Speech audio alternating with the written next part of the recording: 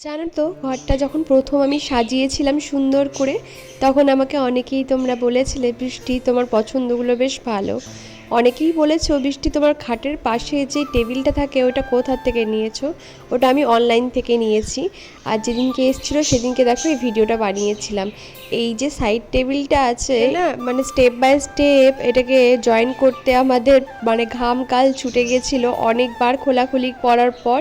বলতে পারো একটা যে কোনো লুক দিতে পেরেছিলাম। তারপরে আবার খুলতে হচ্ছিলো তার পরের দিন সকালে, এখানে অর্ক হেল্প করছিল।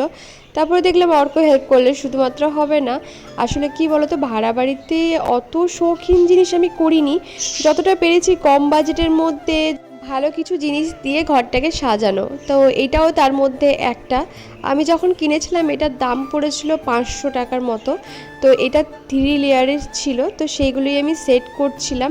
আর কোয়ালিটি যদি বলো তাহলে বলবো বেশ ভালো, 500 টাকার মধ্যে বেশ ভালোই কোয়ালিটি পেয়েছি। আর এটা না রুমের মধ্যে রাখার পর রুমের লুকটা পুরো চেঞ্জ হয়ে গেছিলো, তোমাদেরকে সেটাও আমি লাস্টে শেয়ার করব। তো দেখো এখানে প্রীতম জয়েন করছিল, তারপরে ফাইনালি আমরা একটু কিছু করতে পেরেছি বলতে পারো। বাড়ি চলে গেছিলাম, বাড়িতে মা বানিয়েছিল লুচি আর চা, সেটাই খাচ্ছিলাম আমি।